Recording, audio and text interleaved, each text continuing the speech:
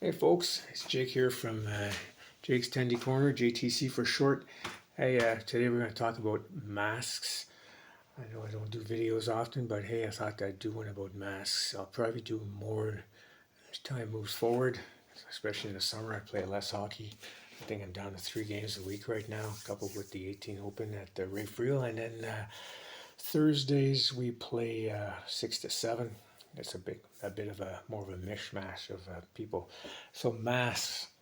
Okay, so I'm an older guy. I'm 64, and I've been playing nets for a while. I mean, except for about an 8-year hiatus in my 30s, I've been playing nets since the 74-75 season. That was my first year of, actually my last year of Bantam. Yeah, so I would have been 14 at the time.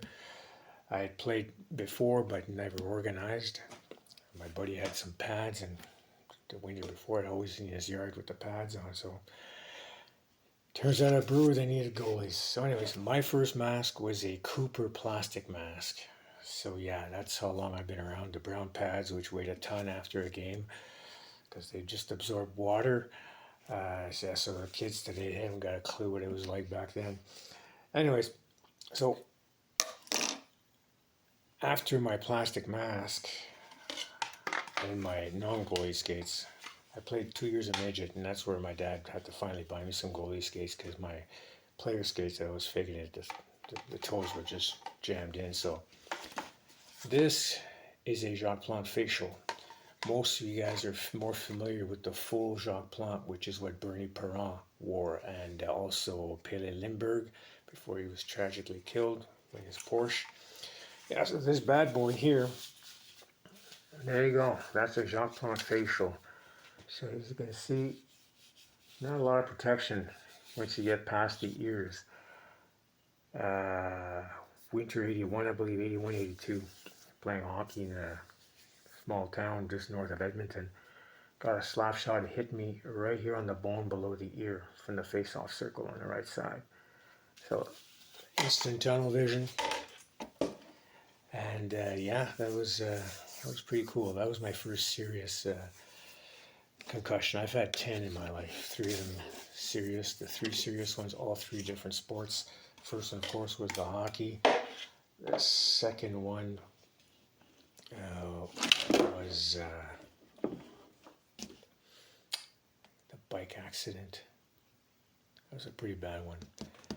And the third one, can't even remember. There you go. Anyways, masks. So we got at Jacques Plante. Today's masks, much more different. Most of them right now, most masks these days, they're made of carbon fiber or fiberglass, but they're bringing in new materials like aramid fiber to make these things much stronger. So these guys here, they fit very different compared to I mean, it's really a full helmet. Right there. Everything's covered. You know, I've had shots hit me all kinds of places, and I find when they hit up here, they tend to deflect away. Same with the side. The sides is a little different. If you get it flat here, man, it rings in your ear for sure. Cage, not too bad. Some guys, it's a lot of pain, but for me, the trick for me is this right here. If I get hit here, it's like WWE Sweet Chin Music. You guys know that guy. That's what it feels like for me. I had a minor concussion a couple of years back when I was playing. The guy just hit me there with a wrist shot, and I was like woozy on my legs for a couple of seconds. Yeah, so back to the shells. This new carbon fiber and aramid fiber, they make the shells more durable and of course more lightweight. Inside these masks, this is one of my other ones. The foam they use now, it's quite different. They use with the D30 Smart material and the Perron XRD foam. They use it especially in the chin and in the sides to improve impact and mitigate shaking of the brain. This one here I've had a long time. So my head is very small. I got a 7 1/8 inch head. So these two masks are actually youth masks. So these were purchased at Canadian Tire. I was able to spend a lot less. This one here is an older one. I paid 150 bucks. This one here I paid about a 180 because I bought it later. This here is something that was given to me. This is a senior mask. And one thing about masks is when you're putting it on, you gotta make sure there's no room between your forehead and the cheeks with the mask. So as you can see, this is a full senior mask. See, I can push it in and see how much it wobbles on my head. Not a good thing. So hence why I stick with the youth mask. I've worn this senior one in hockey, but it just flaps around too much. Whereas when I put these bad boys on, these are tighter. They're still not super tight. Like I can still shake it a bit, but not as much. This is my favorite one. Even though it's technically past its age, the level of hockey I play, I probably chance it more than I should. But it is what it is, right? You can get masks now. Masks these days, when you're going to price a mask, you can go anywhere from $199 to over $1,000 when you get into the pro masks. It all depends how much you want to spend on your mask. Like some guys go all out, and of course, like a buddy of mine that I play with at Rafe Real, Mitchell Shabbat, he said, "Hey, it's your head, right?" And he knows he does a lot of training with the GGs and not, so he sees a lot of stuff, and it's true. It's your head, so it's a decision, personal decision, how much you want to spend. Of course, once you spend your money on your mask, lots of guys don't like the plain masks. This one actually used to be black. I painted it white with a blue cage just for looks. If you want the cool paint job, well, paint jobs are very expensive. If you're looking at a real paint job by a professional, you'll be spending like near $2,500 for a really nice job. They also sell what they call skins that you can apply on masks. It's like it's a self-adhesive plastic. They won't be as durable as paint, but they'll look pretty cool. But you have to be careful when you apply those things because once it's on, like it's on, right?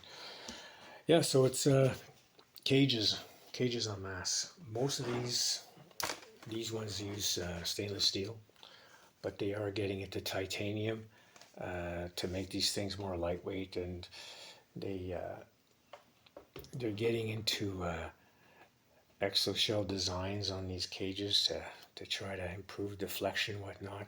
But like I said, most of the shots you get when they hit the cage straight on, depending on the shot, it can actually bend the cage, even though they're quite thick. It can bend your shell pretty good. Now I'm going to attach some docs, just some screen grabs I took, and it basically contains all the pertinent information and details one might want when looking at a mask. But again, it'll come down to personal choice and how much you want to spend on your mask. You can buy used masks. Just look on the back. Masks, they all have these kind of stickers here.